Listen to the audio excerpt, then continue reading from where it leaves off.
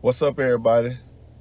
This is Devin White, linebacker for the Tampa Bay Buccaneers. You're listening to the LCC Network. Go Bucks.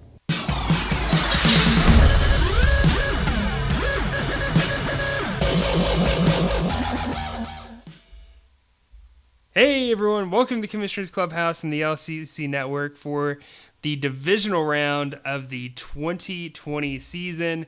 And there is a lot going on heading into this. We really only have, if you think about it, this week, next week, and then it's a little Critter Bowl week. So it's just right around the corner. And we have a good bit we want to go over today. Actually, not a whole lot, but it's going to take us a good bit of time to get through it. We're going to do buy or sell. And we're also going to break down some of the divisional round matchups we got this week. But before we get to that, let me introduce who we got on the show today. We got Daquan, and it's just the two of us. So what's going on? I'm good. I'm good. Glad to be back. Glad to be in the playoffs and talk playoff football. This is an exciting time of the year. Yeah, no, I'm glad you're back on the show, Daquan. I've had a blast with you the past couple times we've done this. So it's a pleasure having you on here, man. You're gonna need like a frequent drinker card or something like. I don't know if you saw Kicking and Screaming. Will Ferrell goes in the coffee shop and he becomes addicted to caffeine, and he's like at the back of the line, and the lady at the front is checking someone out, and he's getting pissed off because he's like 6 people deep, and he starts screaming, "I've got a frequent drinker card. You can't do this to me." Yeah, that movie's hilarious. Well, any Will Ferrell movie is hilarious. For sure, he's greatest. But anyways, let's go ahead. We'll start off with our buy or sell heading into the divisional round of the playoffs.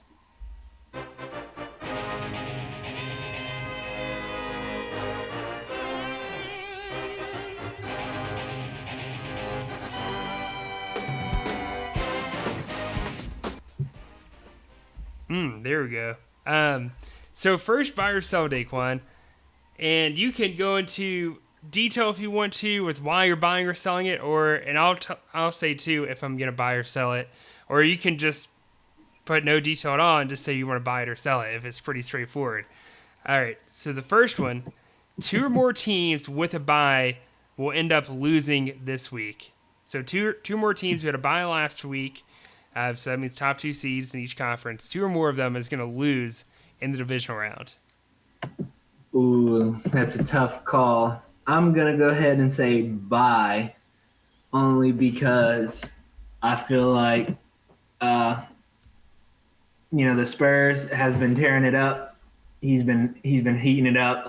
Last week put up 242, which is crazy compared to what everybody else put up. So I'm gonna go ahead and buy because hopefully I can get a win as well to upset one of those buys. But what do you know that? I know this is probably tough, but do you know the statistics on how often the number one, like the buy team, has lost in the past? I don't know off the top of my head. I could definitely go back and look. Do you know? I didn't want to just throw it out there. I know, like, it's tough to have that right on hand, like your automatic memory bank of everything playoffs. I know. Did you know? But, or are you just asking me? I was just asking. Oh, okay.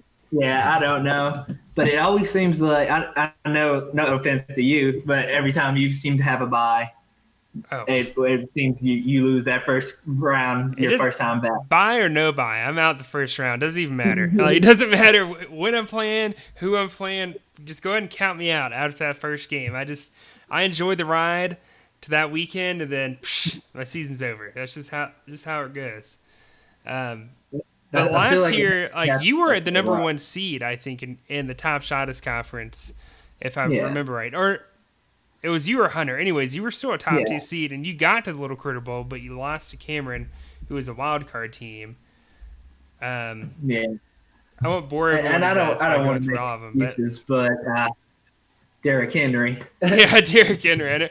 How ironic would it be though if you get to the Little Critter Bowl and Cameron? I mean, this is very possible. It could easily happen. You and Cameron both end up there, and you get to play against Derrick Henry in the Little Critter Bowl. Like, how ironic would that be? I welcome it. This is the start of my revenge tour. I've been saying it all year long. I think everyone's trying to get revenge on Cameron, especially because he's like the Terrell Owens or Josh Norman, Steve Smith, kind of our fantasy universe, where like he is constantly talking trash to anyone and everyone in the league, whether they're good or not good, or even playing him. He's still talking trash to him, Yeah. So yeah, and it makes for a better fantasy league because it hypes everybody up. Everybody wants a piece of him. Yeah, and it actually adds some value to his team.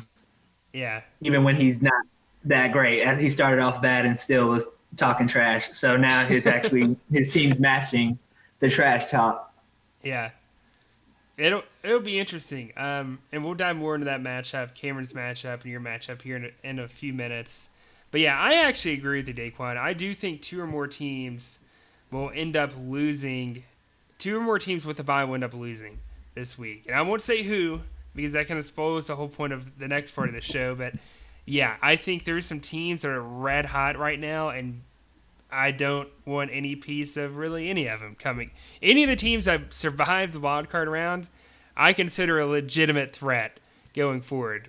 If I'm on the one side of the bracket or the other, it doesn't matter. I feel like everyone's pretty even at this point in the playoffs. The guys who like squeaked in are done. The teams you may have hoped to play, but yeah, there's no more of that at this point. Everyone here that's left is legitimately got here because their team is good. So our next buy or sell is for the third week in a row, and I didn't know this. I actually was just going through stats and found this out. But for the third week in a row, a quarterback does not break the top 5 scorer list for the week. Buying or selling? I'm going to go ahead and buy. I'm just buying it all up today.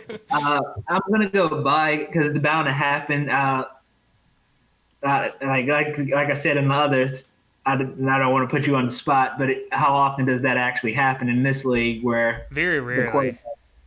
So quarterbacks typically score the most. So it's bound to happen whether it's Mahomes or maybe Lamar Jackson gets it on. If we're talking all rosters, then some quarterback will end up number one this week. It's only a matter of time. Yeah. I mean, if you just look at the top scorers from weeks 1 to 13, all 5 are quarterbacks. And the next non-quarterback position is safety at Jordan Poyer, who's the 6th leading scorer in the league right now. So just on average, that tells you right there, quarterbacks traditionally are going to be at least a top 5 scorer, if not the top scorer of the week. I will say their ceiling probably isn't as high as other positions. I feel like DB, we've seen defensive players get close to 90, which doesn't ever happen at the quarterback position.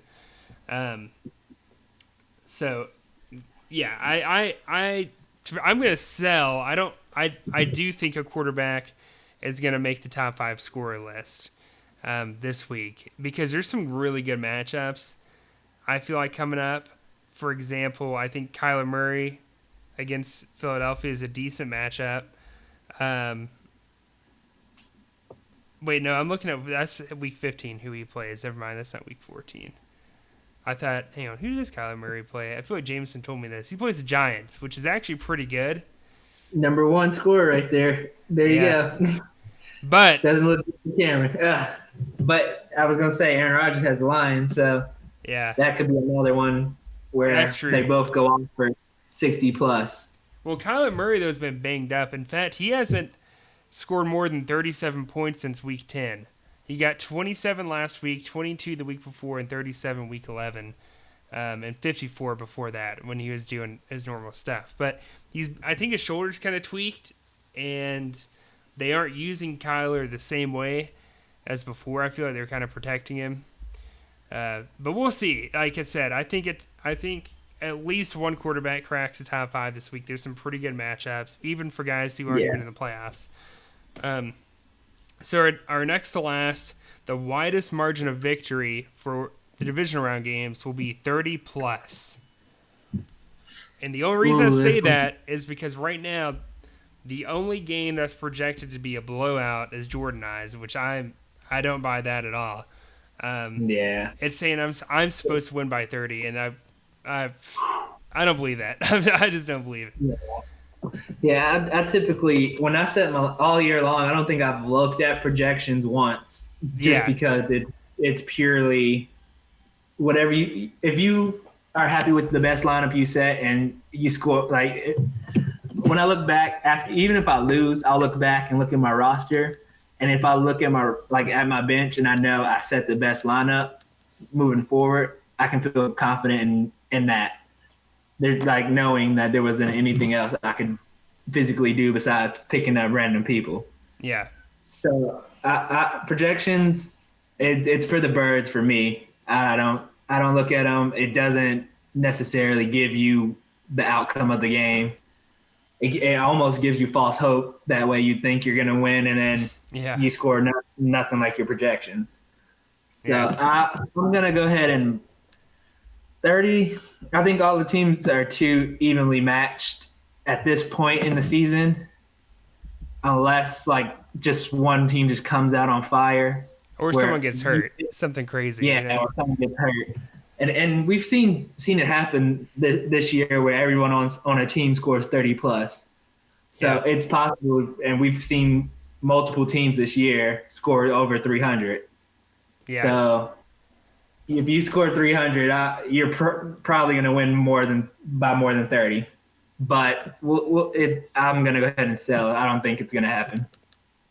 Okay. Our last buyer, and by the way, I'm selling that too. I don't think the widest margin victory is gonna be 30 plus. I think it'd be less. I could see maybe 20, but 30 is a lot. Yeah, 30 is pushing it. You have to have an incredible game from everyone to win by. Either you have to have an incredible game by everyone, or a dud game for your opponent. Yeah, yeah. Our last one here is an interesting one. You must have a top 12 running back in this league to be a championship contender. Are you buying that or are you selling that? Um, I'm gonna buy it. Not to be. You can. It's possible to win without a top 13 Top 12, yeah. or top 12. Yeah, I'm gonna. I'm gonna buy. Yeah, it's just tough to compete without a top running back unless you have a stout defense and a great quarterback to pick up the slack. You need at least 20 from your receiver and running back, I believe, to compete at a championship level. If you can get 20 from your receiver and your running back, you're most likely going to win. I think those are the factors in winning the game is running back and receiver. But go ahead. I was gonna say for me, I think it depends. I think it's a tricky question or a kind of a trap question even, just because you already alluded to it. It depends really. All right, you may not have a top 12 running back, but maybe you have like the number one quarterback and like the number one linebacker to where they can kind of mitigate the loss of what you're not getting at running back. Yeah. I think some examples of that. Jameson has not had a top 12 running back really all season long. He went undefeated in the regular season, and then on top of that, you look at perfect example. I want to say, well, Jordan would be a bad example actually. I was going to say at the beginning of the year he really didn't have a top 12 running back, but with that said, he was sucking at that point in the season. But besides him, Jameson is one, and then the other one is Detroit Bad Boys when he basically sold off all his running backs, hoping Christian McCaffrey would come back at some point. He really hasn't had a consistent top 12 guy any given week. He's kind of had to stream guys, find guys out free agency, plug them in, and so forth. So I don't think you necessarily have to. It just depends where your other point's coming from. is your quarterback average and your running backs below average, because that's probably not going to do it. You got to have at least probably 2 or 3 elite players at other positions to kind of, like I said, mitigate the loss of not having a top 12 running back. Yeah, and when you look at like a team like the amusement park, they didn't have a top running back, but they were just in the playoffs, looking to make noise. But they had Josh Allen to make up for some of that loss, and AJ Brown. So if you can have a receiver that can go off to make up for your running back lack, and a quarterback also to make it up, it won't hurt you. But I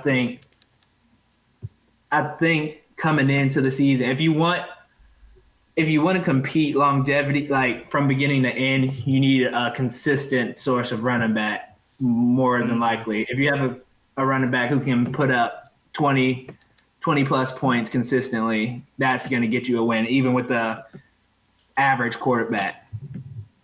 Yeah, I agree. It just kind of depends on how did you build your roster. What are your guys' floors? What are their ceilings?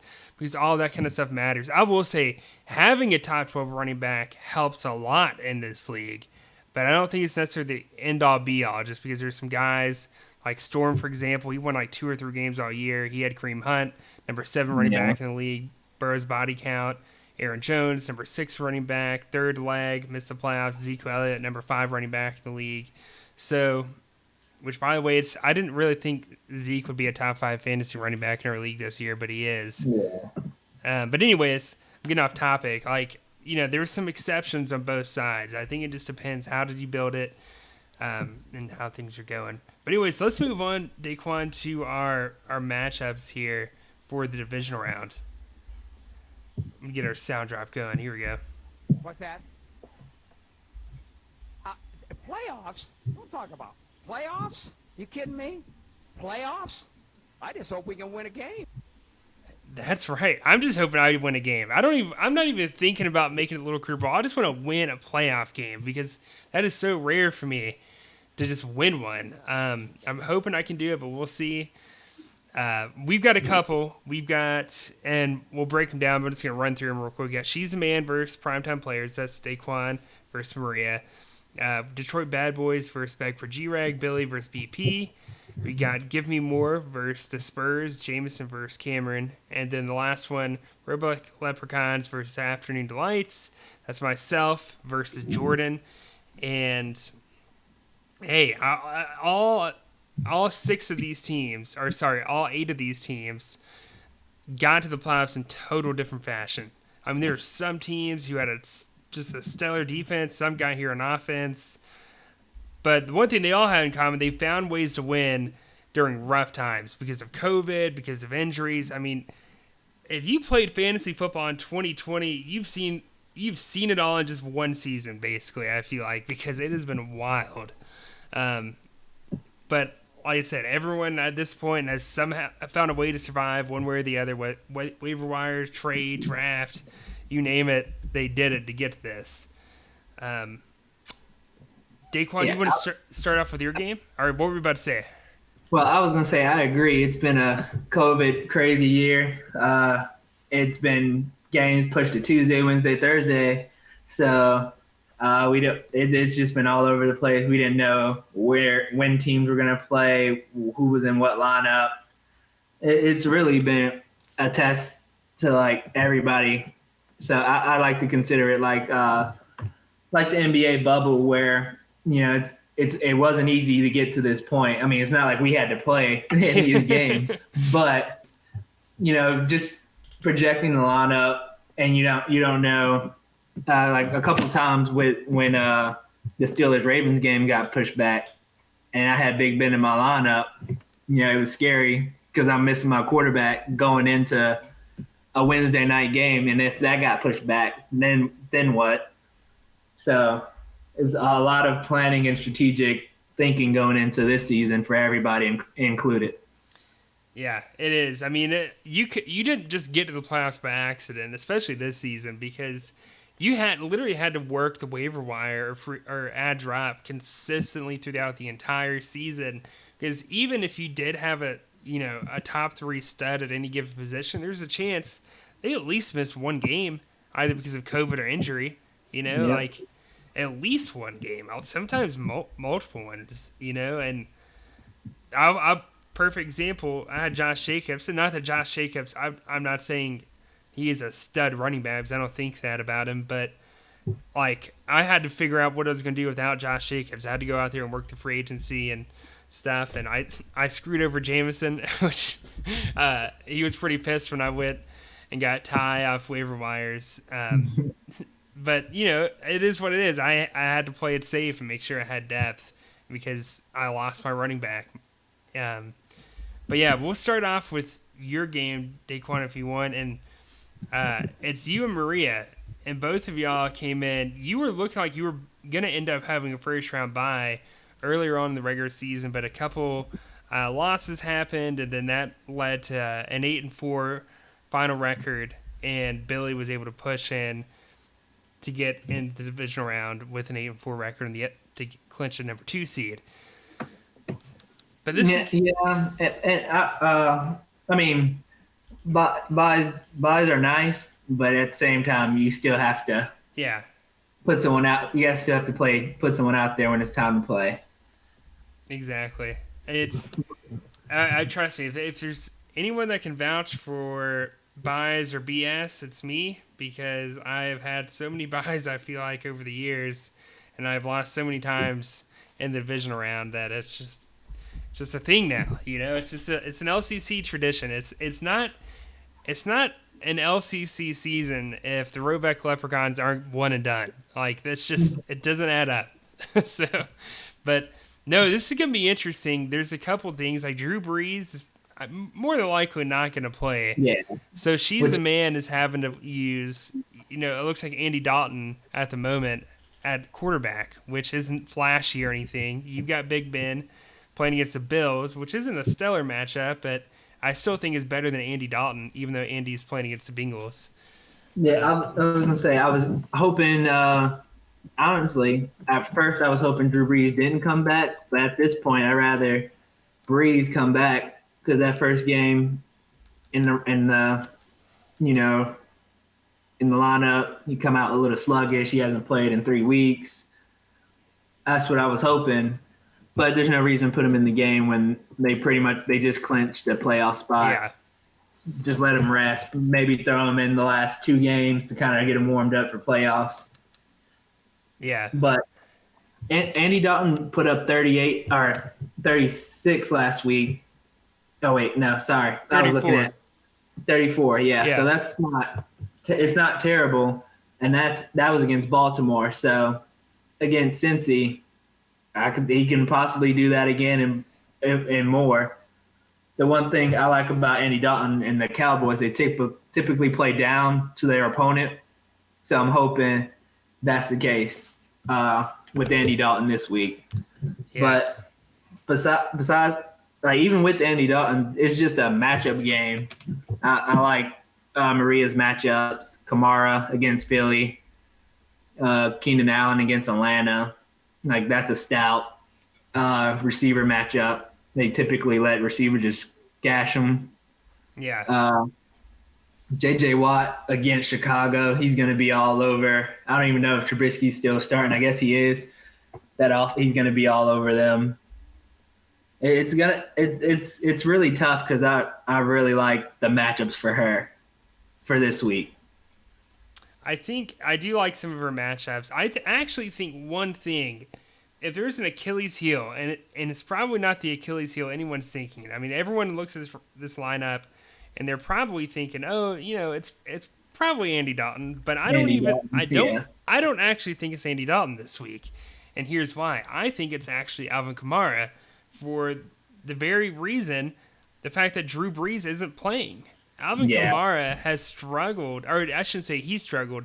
They've used him very differently ever since Taysom Hill has been in the lineup. 19 back in week 11, 21 week 12, and 28 week 13. So he's trending upwards, but he is not involved in the passing game as he used to be. I mean, he was averaging roughly 9 receptions a game, and just the past 2 weeks he's had 3 total for 7 total yards. So it is a different Alvin Kamara at the moment, and I think that could actually hurt her because I think James Robinson, free Daquan, going against Tennessee could actually still have a very, very good game. Easily, like upper 20s, low 30s. Yeah, I can see that as a divisional game. Not really much on the line for Jacksonville, but Pride at this point. But like I agree with what you said, Alvin Kamara. I like Philly's linebacking core. They're pretty good at stopping the run. And if I'm the Eagles, I'm just gonna stack the box and say you're gonna have to throw it over the top, Taysom Hill, to beat us. And I think I like the Eagles when they're starting. They're Jalen. What's his last name? Jalen Hurts. Yeah, Jalen Hurts. I think that's gonna motivate the team to kind of get behind them. Defenses, they're going to be like, all right, defense, y'all got to make the stops. So our young guy, like our young quarterback, can do what he needs to do. We need you guys to step up. So that's another notch for them to play better. So I think that would be, the X factor. And I don't really like my matchups, like offensively, like you said, Big Ben versus the Bills defense. That's a tough one. I do like Hopkins and Jeremy Chin versus Denver and in the Giants. I do like that a lot. But Bradbury's also been locked this year, so that'll be a tough one on Hopkins. I remember when Bradbury was on the Panthers, he gave like Julio trouble, Mike Evans trouble, and what's the other receiver? Michael Thomas trouble in the division. So he's used to playing elite receivers. I'm just hoping it'll be enough for DeAndre to get a touchdown and a couple, like at least 60 yards. That's my hope. Yeah, I think he could. I think it's going to be an interesting game. Like I said, I think the difference maker isn't so much Andy Dalton in this game. I think it's Alvin Kamara. How does he get used this week against Philadelphia? This isn't necessarily a must-win for New Orleans either. Like, why run your running back into the ground just a couple weeks before the NFL playoffs start? You know what I mean? I can see Murray getting a couple more touches than he has in these last couple games now that they've clinched. Yeah, exactly. And then just like history-wise, both of y'all have actually never played each other before, but Daquan, you just went to a Little Critter Bowl. Maria, on the other hand, she has never lost a playoff game outside of the Little Critter Bowl when she lost to Matt. And you're 6-6 in the playoffs. She's 2-1 in the playoffs if you include the Little Critter Bowl. So, yeah, I mean, this is going to be interesting between the two of y'all. I mean, you're very close to getting back to where you left off. She's pretty close to picking up where she kind of left off in a way too, to some degree. So I'm interested to see how this goes. Who are you picking? It'd be wrong if I didn't pick myself, but I'm leaning towards Maria. Like I said, I really like her matchups. If Kamara can get it going, I think it'll be close, but Kamara, like you said, Kamara's the deciding factor. We both have the Watt brothers playing, and our linebackers and safeties are like her linebackers and like my linebacker and safeties are pretty even. And I just think Kamara and Andy Dalton will do enough against the Bengals to get the win. So I'm going Maria. I might actually go you in this. I think Jeremy Chin is a guy on your team. I didn't really mention him earlier, but I actually think he could do good against Denver. I could see him getting a turnover in this game in particular, which could be a big difference maker. Like I said earlier, I just don't know. I don't know if I really like Alvin Kamara for this week. So I'm going to pick you in this by about like 15. In the last week's score, she did set her lineup and scored 206. I scored 208, but Chin was on a bye, and also Willis was out. So I'm starting two guys who didn't play last week. So we'll see how that moves going forward. Yeah, I think you're both going to break 200 this week. We'll just see who comes out on top. So our next matchup, we've got, if I can pull it up now, I left the matchups. Here we go. Our next game that we're going to talk about is Detroit Bad Boys versus Beg for G-Reg. This is going to be an interesting matchup because obviously Billy won that division. I mean, this is a divisional rivalry game here in the divisional round. This means a lot. This is bragging rights.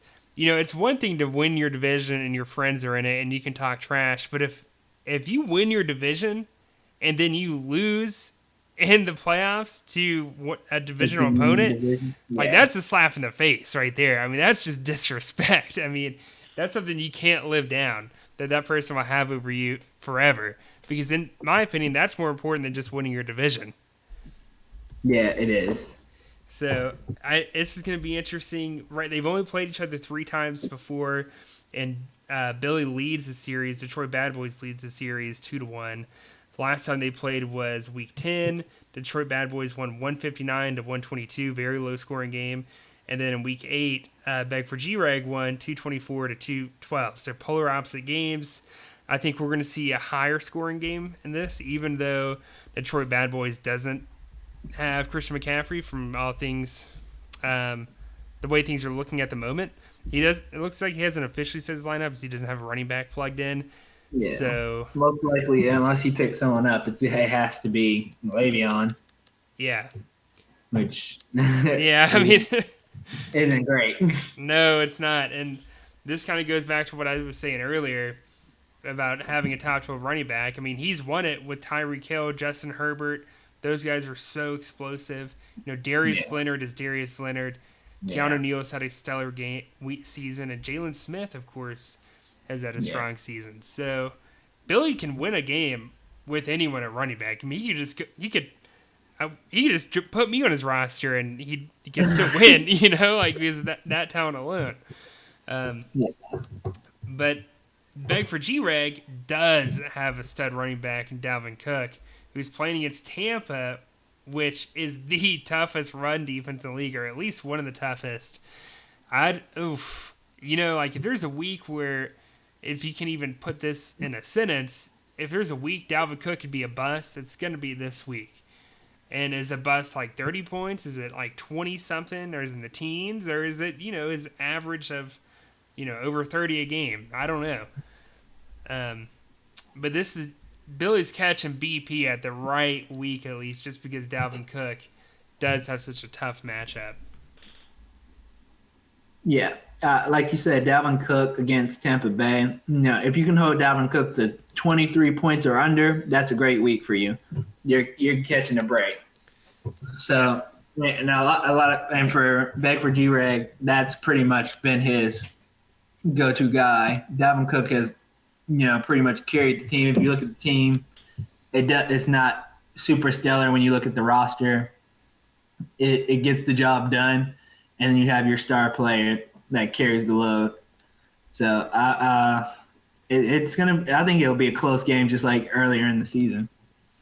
Yeah, I think it's gonna be pretty interesting. I think the issue here, unfortunately for Detroit Bad Boys, he's not, and fortunate for everyone else, he's not getting Christian McCaffrey this week. And then on top of that, Darius Leonard has a very tough, I think it's a tough matchup against the Raiders, just because they don't know how to run the football anymore. I'm not even joking about that. I mean, it's so inefficient, their running game, the past 3 weeks. This is a very ugly matchup for Darius Leonard, if he can have an ugly matchup. He had 23 against Houston. You tell me whose offense is better, Houston or Las Vegas. It's definitely Houston. Yeah. And somehow the Raiders have a worse rushing attack at the moment with Josh Jacobs not playing. I think Darius Leonard's going to have to get his points basically off breaking up passes, maybe getting a turnover, that type of deal, because he's not going to get it with tackles this week, unfortunately for him. Last week he had a total of 4. Before that he had 9. So I think that goes to show you this is another poor matchup. We'll see what happens. But I really think it's going to be below 30 this week for Darius Leonard. Whereas on the other hand, Bedford G-Rag has Devin White, who's playing against the Vikings. That's easily a 40-point game this week for sure. Yeah. I think it's definitely going to be, like I said, it's going to be a close one. Like you said, the Raiders, their offense hasn't really been clicking, but you never know with Derek Carr. He could just it's hit or miss. It's like it's really Jekyll and Hyde. He can put up 20 or he could go for 45 one game. So and really same with Herbert these last like couple weeks. He started off on fire, put up like 70 and at one point. So, but he has been, hitting that freshman wall or rookie wall. So but I do like the matchup with Atlanta in this battle. If Detroit Bad Boys can get a running back better than Le'Veon, which is tough on waiver wires at this point, Yeah. but I could see him pulling it out just because, Joey Bosa could easily put up 40 against that offensive line. I watched last week the Atlanta game, and they were all over Matt Ryan. The Saints? They were in his face every possession, and that's without like Joey Bosa. So. Which, I mean, the Saints do have a good defensive line, but it's not – they don't have a star besides Cameron Jordan like Joey Bosa, and I would put Bosa over Jordan. But he can easily go for 30, 40. All it takes is one strip sack, and that could be it right there. Yeah. But without a running back right now, I'm going back for G-Reg. Hopefully Detroit Bad Boys can plug in someone, plug and play. Yeah, I'm going to go with Beg for G-Rag, too. I just, like you said, the Darius Leonard matchup, not crazy about. No running back on top of that, too. It's definitely going to hurt him this week. I think Beg for G-Rag is going to win this. I'm going to pick him by about 10 points. Okay. It's not bad. No, I still think it'll be close. Next matchup that we got going on is Give Me More versus Spurs. It's Jameson versus Cameron. Hey, Give Me More is the first and only team to go 12-0 in league history, undefeated. I've never seen that in any fantasy league, even the crappy free leagues that you do with a bunch of random people on like ESPN.com. I've literally never seen it before, whether it's a competitive league or non-competitive league. So it's pretty remarkable. But at the same time, Cameron might as well be 12-0 in my opinion because he is on a tear. He's won 6 straight and has not looked back since. I mean, he got in the playoffs at 7-5, totally different than Jameson. Jameson just kept steamrolling through. Cameron started the season out in a very tight spot beginning of the year. I think most people pretty much thought he was out at that point when he started his winning streak, but nope, that's not the case. It's the same exact thing as last season. And this is going to be very interesting because they've gotten to this point so differently. Derrick Henry versus Latavius Murray, a night and day difference. Kyler Murray, Aaron Rodgers. Neither one has like a dominant receiver at the moment. QT versus Deontay Johnson. You got Quinnen Williams playing against Myles Garrett, Patrick Queen, Joe Schobert, Marlon Humphrey, Malcolm Butler, Harrison Smith, Rayshawn Jenkins, who's had a very good season. I mean, this is going to be interesting because it will be. Jameson's got some guys who have very good matchups, but he's got some guys I think that could end up struggling this week. And Cameron has some very good matchups too.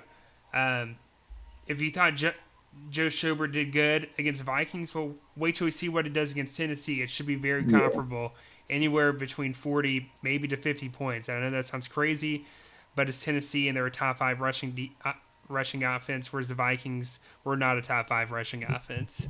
It's going to be interesting to see how that plays out. Are there any matchups here that you like more for either team? I think I wouldn't say I like more, but I think the one that's interesting is you have Joe Schubert versus Derrick Henry, and they're on the same team pretty much. Yeah. So you're hoping your linebacker can get a lot of tackles, but yet you want Derrick Henry to run all over that defense. Yeah, exactly. So, but I do like I like the Derrick Henry versus Jacksonville matchup. That's the one that stands out. And looking at Cameron's roster last week, he put up 268 points, and Derrick Henry. Oh no, I'm looking way back. Sorry, he put up 243, and Derrick Henry only had 13. So just let that sit in. If Derrick Henry had 13 points and he had 243 from his team, that's scary to think about how much points he can actually score this week with a great matchup. Yeah. Aaron Rodgers is he's been on fire all year long, and he's gonna do Aaron Rodgers-esque things and continue to sling the rock, especially on that Detroit defense. I do like that, but I do also like if Kyler Murray can get it going, the Giants is the team you want to get it going against. Giants, what can I say about the NFC East? It's with the way the Washington play last week, it's hit or miss. You never know what's going to happen in that division. Giants are still in that division. So they still have something to play for, so they can actually come out and win this game. I wouldn't be surprised with what happened last week, all the upsets. But I do like that. But I do like Jimmy Moore's defense with Myles Garrett and Patrick Queen. Patrick Queen's been on fire all year for his rookie year. So that was a great pick by Jameson. Yeah. It's gonna be a close one. It's going to be down to the wire. I think if I had to pick one person, I would just have to go with Cameron. His team's on fire at the right time. It reminds me of the Giants wild card team that slipped in and then just demolished everybody, and they just kept it going. So I could definitely see Cameron back in the Little Critters Bowl the way his team's been on fire. Yeah, no, I can too. I think for me, my biggest things for Jameson this week, you've got to have a good game from Kyler Murray. You can't have any more 27-point games. If that happens, this game is clearly over. He has no shot at winning this. And the Giants are a very stingy defense this year. No one's really talking about it, but they are a very stingy defense, and Kyler Murray hasn't been 100% in a couple weeks now. On top of that, I'm not a big fan of some of these other matchups, like Kiki going up against the Bears, one of the best pass defenses in the league. That is not going to be good, in my opinion. That's why I didn't even start Brandon Cooks this week. Whereas Cameron, Joe Schober against Tennessee, we've already talked about that. That checks off good. A couple of things for Cameron right now is Quinnen Williams against Seattle. I don't like that matchup for him. I think Williams is almost a must bench this week. And same with Malcolm Butler, who he's also got his lineup going against the Jags. That's too much of a vanilla offense. I am not interested in having a cornerback specifically go against those below average receivers because they'll just throw it the other way. I think Cameron's got to have to change that up. But ultimately, though, I still think even with those things going on, I'm still picking the Spurs in this, and probably one of the biggest upsets in Little Critter playoff history. I just think some of those matchups are good, whereas Jameson does have a few. Like I think Patrick Queen against the Browns. Patrick Queen should go off. I do think Myles Garrett going up against the Ravens is going to be kind of rough. But I think Rayshon Jenkins against the Falcons is going to be great. He's going to get 40-plus points. Mark my words on that. And same with Marlon Humphrey. I think he's going to easily get 30 this week against guarding guy like OBJ. I think he's going to be very busy. But I'm still going to pick the Spurs by about I'll pick him by 15. And this is me going based off what do we say of Kyler Murray? Like I said, if Kyler Murray plays 100%, is back to his old form, James could easily win this game because Kyler alone makes up for 2 or 3 of Cameron's players. So yeah. And I think just a correction, you said OBJ, but he's injured. Yeah. But with Marlon Humphreys, it depends on which Baker you get. Do you get the Baker that threw for 4 touchdowns in the first half? Or do you get interception central Baker Mayfield? Yeah, exactly. So I do like you said, I do like the Spurs, but I think this could easily be the highest scoring game of the week. It could be for sure. It's gonna be a battle. It's gonna be a bloodbath out there for someone, but I don't think it's gonna be. Um, I don't think this is gonna be the game that's be a blowout. I think one of the other ones probably has a better shot than this. All right, so our last playoff game.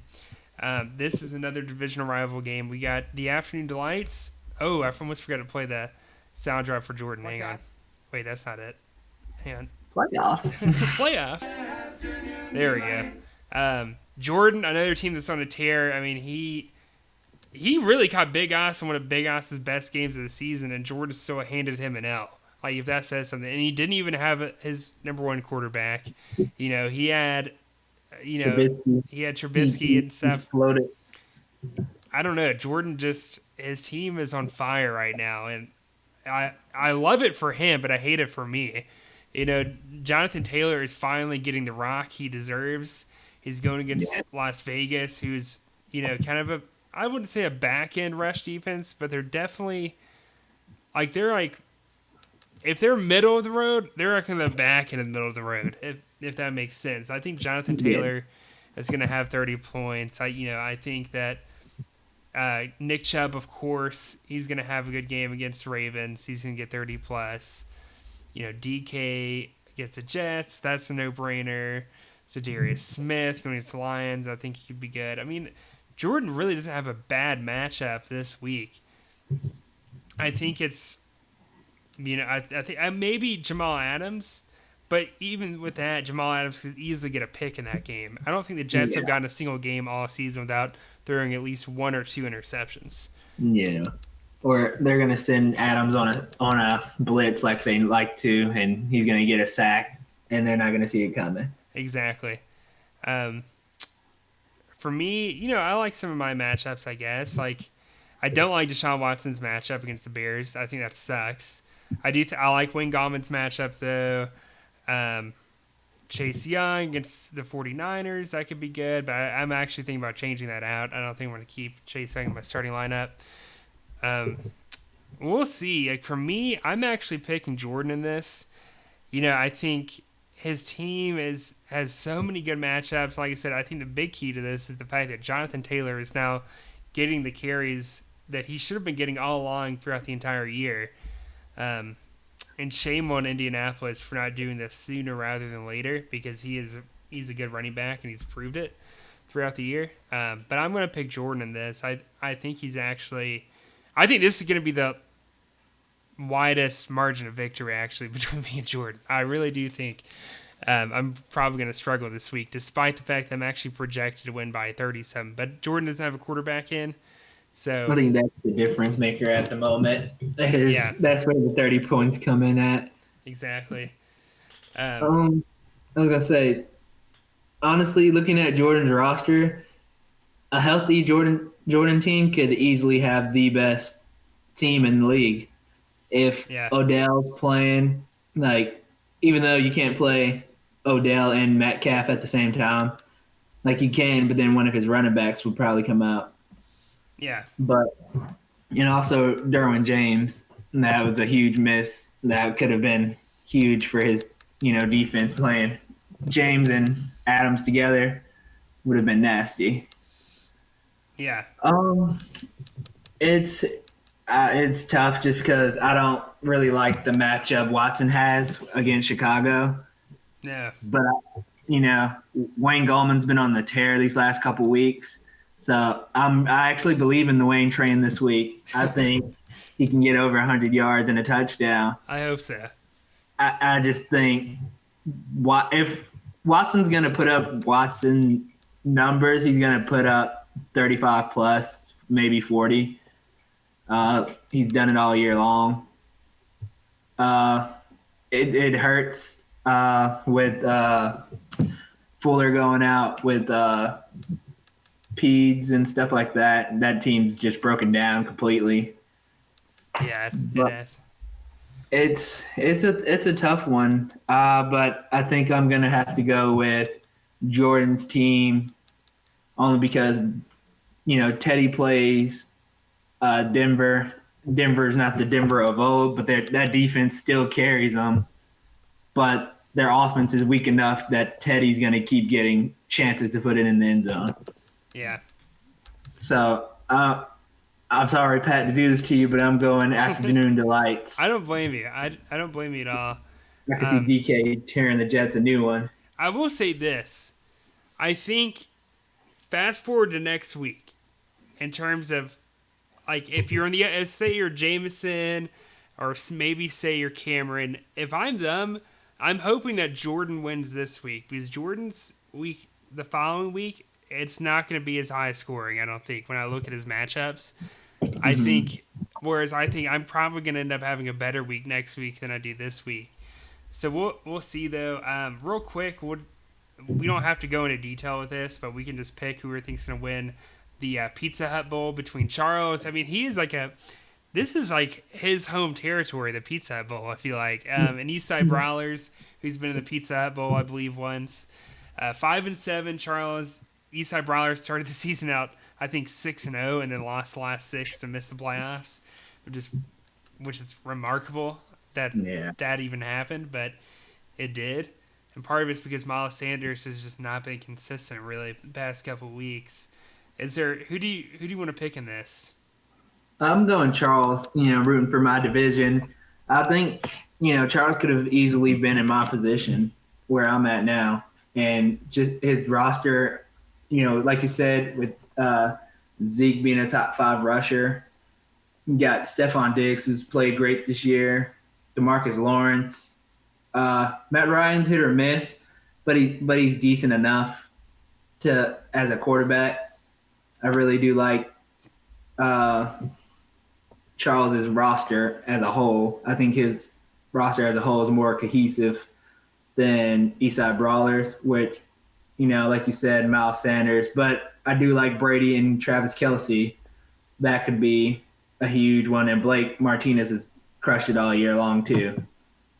So I'm going Charles. I'm rooting for my division, but this could actually have been in another universe a playoff matchup. It really could have, if everything went the right way. We're talking about 1 or 2 more wins from either of these teams, and they're in. Yeah. And unfortunately for them, they're out, and they're playing for like a $20 gift card to Pizza Hut, which is actually pretty cool. You know what I mean? I'll take a $20 gift card. I'll take some Pizza Hut. Yeah, I'll take some pizza Hut right now. But no, I'm going to go Charles too. Marcus May, I think, is going to have a good game against Seattle. And, I think Diggs is Diggs, Zeke. Those guys are going to be good no matter what. But yeah, I'm going to pick Charles in this. Anything you want to add before we hop off the show, Daquan? Just good luck to everyone who's playing. I'm looking forward to seeing next week and seeing how everything shakes out. I saw you said matchups for next week. I didn't even. I'm taking it 1 week at a time. I know, right? I don't look forward. I just look at 1 week at a time and hope that the roster I set out, can get it done. And I know everybody else in the playoffs is hoping the same thing. Yeah. Well, guys, best of luck to everyone competing this week, whether in a bowl game or a playoff game, except Jordan. No, I'm just kidding.